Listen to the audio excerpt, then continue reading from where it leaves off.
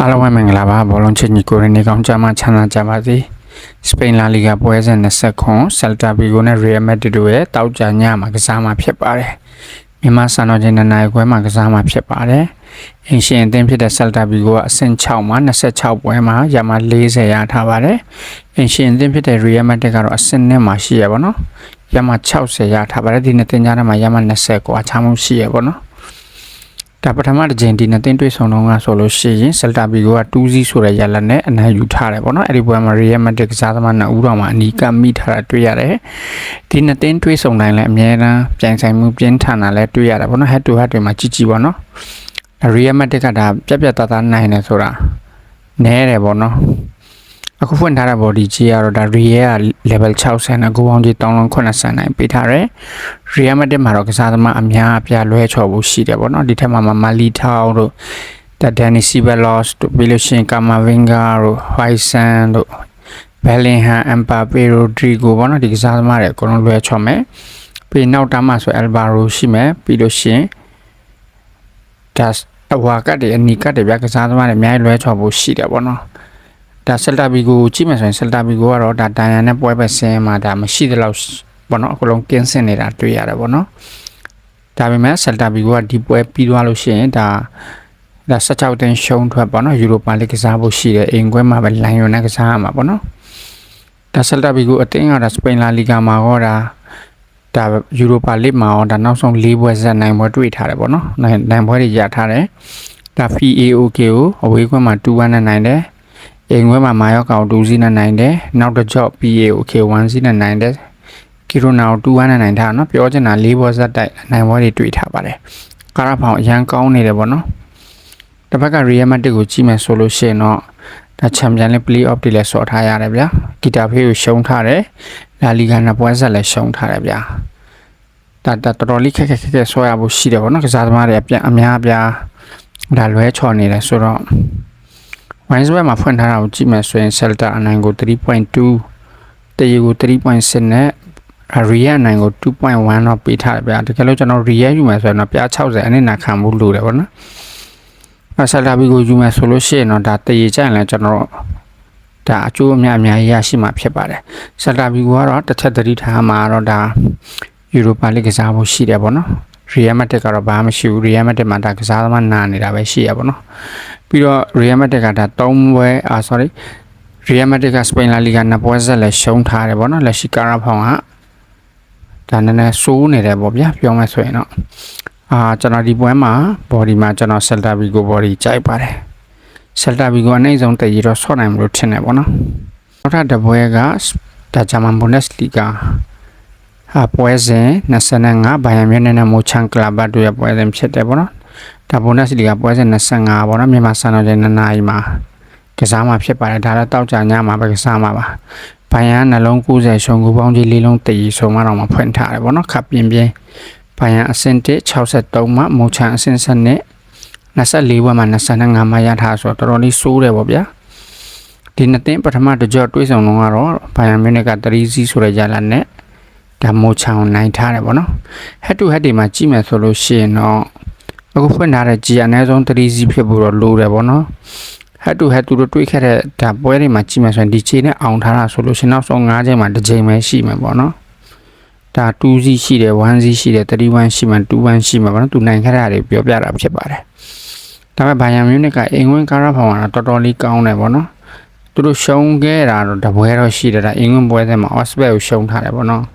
ဒါပေမဲ့အခုဘိုင်ယန်တတိထားမိလားမသိဘူးသူအင်္ဂွင်းပွဲစဉ်နောက်ဆုံး9ပွဲဆက်ပေါ့နော်ဂိုးသွင်းခံထားရတယ်ပေါ့နော်ဒီထက်မှာ Frankfurt Hoffenheim Osberg ပေါ့နော် Uber Mainz ပြီးတော့ Saint Pauli နဲ့ Freiburg လို့အသင်းတွေပါတယ်ပေါ့နော်သူဂိုးသွင်းထားတာတိုက်စစ်ကတော့တော်တော်လေးကောင်းတယ်ပေါ့နော်တပွဲကိုပြန်အနည်းဆုံးနှလုံး over 1.5 over 2.5 ပေါ့နော်တပွဲကိုအနည်းဆုံး3လုံးနှလုံး4လုံးဒါသူရတာစိတ်ကြိုက်ပေါ့ဗျာတပတ်ကမိုချန်ကလာဘတ်ကိုကြည့်မယ်ဆိုလို့ရှိရင်တော့သူတို့နောက်ဆုံးနိုင်ကြတာယူနီယံဘာလင်1-0ပေါ့နော်မိုချန်မှာတိုက်စစ်အားအရန်နေနေတယ်အားနေနေတယ်ဒါပေမဲ့ဂိုးတကူရအောင်တော့သူတို့စွမ်းဆောင်ထားတာတွေ့ရတယ်ပေါ့နော်ဒီထက်မှသူတို့ဂိုးသွင်းထားတာတော့ Freiburg လို့အသင်းကိုဂိုးသွင်းတယ်လီဗာပူးဆင်ဘရီမင်ပေါ့နော်ဒီလိုအသင်းတွေကိုဂိုးသွင်းထားတာတွေ့ရဒါပေမဲ့ဘိုင်ယန်ကိုရှင်ဖို့တော့တော်တော်လေးခက်ခဲမယ်လို့ထင်တယ်ဗျာ wines ဘက်မှာဖွင့်ထားတာကိုလည်းကြည့်မယ်ဆိုလို့ရှိရင်တော့ဘိုင်ယန်အနိုင်ကို18ပြားတရီကို10စားနဲ့မိုချောင်17စားဒါမှ risk အများများတယ်ဒါပေမဲ့ကျွန်တော်ထင်တယ်ဘိုင်ယန်ပဲ2စီ3စီနဲ့နိုင်သွားမှုများနေတယ်ပေါ့နော်ကျွန်တော် wine ဆွဲမှာရိုက်မယ်ညီကိုတွေကတော့တကယ်လို့နှလုံး90တွေပါတယ်မရိုက်ချင်တော့ wine ဆွဲမှာတော့ကိုယ်စိတ်တိုင်းချိုက်ကိုရိုက်လို့ရတာပေါ့နော်ရွေးပြီးရိုက်ရင်လည်းရိုက်ကြည့်ပေါ့ဝင်ဝမ်းမဖြစ်ဖို့များပါတယ် body မှာတော့ကျွန်တော်ဒီဘိုင်ယန်မျိုးနဲ့ body ပဲကျွန်တော်ရွေးချယ်လိုက်တယ်ပေါ့နော်ဘိုင်ယန်ပဲနိုင်သွားဖို့ရှိပါတယ်ဒီပွဲလဲနောက်တစ်ပွဲကတော့ Italy Serie A Napoli နဲ့ Torino တို့ရဲ့ပွဲစဉ်ဖြစ်တဲ့ Serie A ပွဲစဉ်28မြန်မာစံတော်ချိန်9:15မှာကစားမှာဖြစ်ပါတယ်ဒီမှာတော့တလုံးတရေနာပိုလီကပေးထားတဲ့ဂိုးပေါင်းချင်းနှလုံး60ရှုံးဆိုမှဖွင့်ထားပါတယ်စီရီပွဲစဉ်28လည်းဖြစ်တယ်ပေါ့နော်ဘာလို့လဲဆိုတော့ဒီအင်တာမီလန်60ခွန် AC မီလန်50ခွန်10မှကွာတယ်ပေါ့နော်နာပိုလီနဲ့ဆိုအများကြီးကွာသွားပြီဗျာဒါနာပိုလီကဘလို့မှမဖြစ်နိုင်တော့ဘူးဒီနှစ်တင်းဒါပထမတစ်ကြောတွေးတော့ကလည်းဒါတိုရီနိုအတင်းကပဲ1-0ဆိုတဲ့ရလနဲ့သူအိမ်ကွင်းမှာနိုင်ထားခဲ့တယ်ပေါ့နော်နာပိုလီအတင်းရဲ့လက်ရှိကာရာဖောင်9ပွဲကိုကြီးလိုက်မှဆိုရင်လည်း3ပွဲနိုင်တစ်ပွဲတည်တစ်ပွဲရှုံးခန်းစစ်ကလုံးဝကျွတ်စင်ကြီးညံ့နေတာပေါ့နော်ဂိုးတွေပေးနေတယ်နောက်ဆုံး6ပွဲဆက်ဂိုးတွေပေးတယ်ဗျာလုံးဝပေါ့နော်ပြီးလို့ရှိရင်ဒါကိုပါအီတာလီယာလည်းပြုတ်ခဲ့တယ်ပေါ့နော်ကိုမွန်နဲ့တွေ့ပြီးပြုတ်သွားတယ်တစ်ဖက်ကတိုရီနိုကြည့်မယ်ဆိုရင်လည်းသူလည်းအတူတူပဲခန်းစစ်ကလုံးဝမကောင်းဘူးပေါ့နော်ဂိုးတွေပေးတဲ့ဂိုးတွေရတယ်ခန်းစစ်တွေလည်းမကောင်းကြဘူးကျွန်တော်ထင်တာတော့ဂိုးပေါ်ဖြစ်ဖို့များနေတယ်ဒီပွဲကတော့ဝိုင်းစ်ဘက်မှာတော့နာပိုလီနိုင်ကိုပြန်50တီကို4စတိုရီနိုနိုင်ကို9ဆနာပိုလီကြေးမအောင်ဘူးလို့ထင်တယ်ဗျာနိုင်လဲနိုင်မယ်ဗျာတီနူစကောရက်ကြိုက်တယ်ဂိုးပေါင်းအပေါ်ကြိုက်တယ်ပေါ့နော်ဘော်ဒီရိုက်မယ်ဆိုတိတ်တော့အချိုးများမရှိဘူးပေါ့နော်ဘိုတီနူစကောရက်နဲ့ဂိုးပေါင်းအပေါ်ပဲထိုးကြည့်ပေါ့ဗျာကျွန်တော်ဒါလေးပို့သဘောကျတယ်ပေါ့ဗျာနောက်တစ်ပွဲကတော့ဒီတောက်ကြညမှာအကောင်းဆုံးပွဲတစ်ပွဲဖြစ်တဲ့ PSG နဲ့မိုနာကိုရဲ့ပြင်သစ်လီဂူဒါမက်ဒေါနယ်ကပ်ပေါ့ဗျာပွဲစဉ်25မြန်မာစံတော်ချိန်9:15မှာကစားမှာဖြစ်ပါတယ်PSG အတင်းကတော့ကြီးတော့တော်တော်ပြင်းတယ်နှလုံး90နဲ့ဂိုးပေါင်းကြီး4လုံး100စားဆုံးအောင်ဖွင့်ထားပြီပေါ့နော်ဒီအရှိမဒီနဲ့တင်းကဒါချန်ပီယံလိမှာ play off ပေါ့နော်ဒါ knockout stage ဒါသူတို့ဆော့ခဲ့ပြီးပေါ့ဗျာ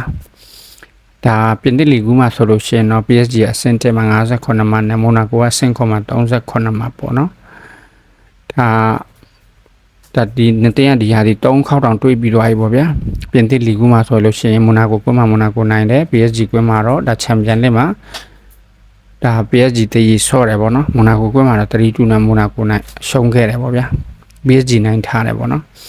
်ဒါနောက်ဆုံးချန်ပီယံလိနှစ်ပွဲလုံးမှာဂိုးတွေပြန်လည်ထည့်မှာပေါ့နော်ဒါအနီကတ်တွေလည်းမိတယ်မိုနာကိုကဒီဟာဒီဒါ3ခေါက်တွေးထားတယ်3ခေါက်လုံးဒါအနီကတ်တွေယူထားတာလည်းတွေ့ရတယ်ပေါ့နော်တော်တော်လေးစိုးပါတယ်ဒါဝိုင်းစ်ဘက်မှာဖွင့်ထားတာကိုကြည့်မယ်ဆိုရင် PSG အနိုင်ကိုပြ30တရေကို6စားနဲ့မိုနာကိုအနိုင်ကို8စားနီးပါးတော့ပေးထားတယ်ဗျာကျွန်တော်တော့နိုင်လဲနိုင်တော့မယ်ကြေးမအောင်လို့ထင်တယ်ဗျာမိုနာကိုဘော်ဒီကြိုက်တယ်ဘိုတင်နူစကောရက်စ်ကိုရွေးချက်ထားတယ်ပေါ့နော်ဒါကျွန်တော်ညီကိုနဲ့အကြိုက်ချင်းတူချင်တဲ့တူမှာပေါ့နော် FA ကပွဲရှိတယ်အခုလောလောလတ်လတ်ပဲပူပူနွေ့နွေ့တွေးထားတဲ့အသင်းနဲ့တင်ပေါ့နော် Wolf နဲ့လီဗာပူးတို့ရဲ့ပွဲစဉ်ဖြစ်ပါတယ်လီဗာပူးကတလုံး40ရှုံးတဲ့ဂိုးပေါင်းကြီးတောင်းလုံးတည်ပေးထားတယ်ပေါ့နော်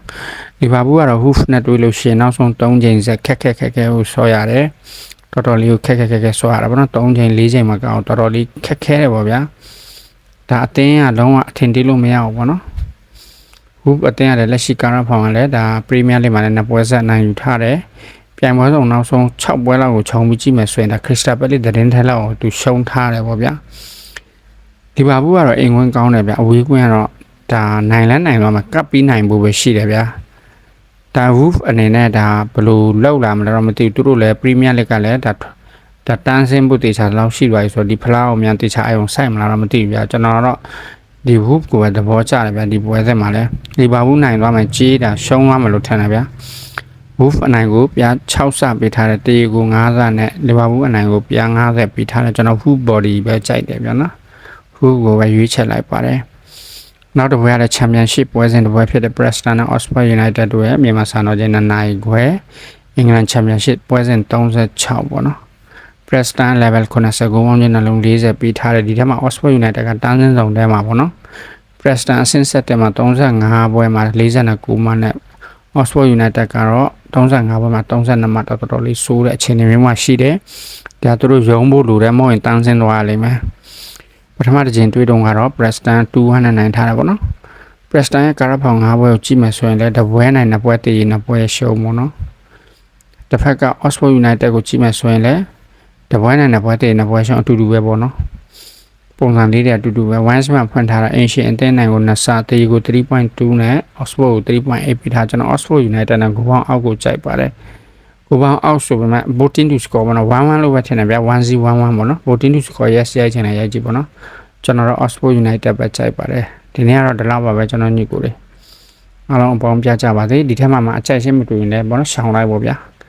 ဒီချေးတွေကဒါတရက်ကြိုပြီးမှပြောထားတယ်ဆိုတော့အနားနေနဲ့ချေးတွေကပြောင်းလဲဖြစ်နိုင်တယ်အဓိကတော့ line up ကိုပဲကြည့်ပြီးကစားခြင်းနဲ့ပေါ့နော်ကစားစီခြင်းနဲ့ဆက်တာပြီးကတော့ Real တို့ပွဲတွေမှာဆို line up ကိုနော် Celta ဘက်ကလည်းကစားသမားတွေကိုတခြားလေးကြည့်ပေါ့ဗျာကျွန်တော် Celta ဘီကိုကြိုက်တယ်လို့ပြောခဲ့တယ်ကစားသမားတွေခြံခဲ့တယ်ဆိုရင်တော့ကျွန်တော်ညီကိုလေးပြောင်းပြီးမှ Real ထိုးတင်လိုက်ထိုးပေါ့နော်ဒါတွေပြောပြချင်တာပါအဓိက main ကတော့အားလုံးအပေါင်းပြကြပါစေကြာမှချမ်းသာကြပါလိမ့်မယ်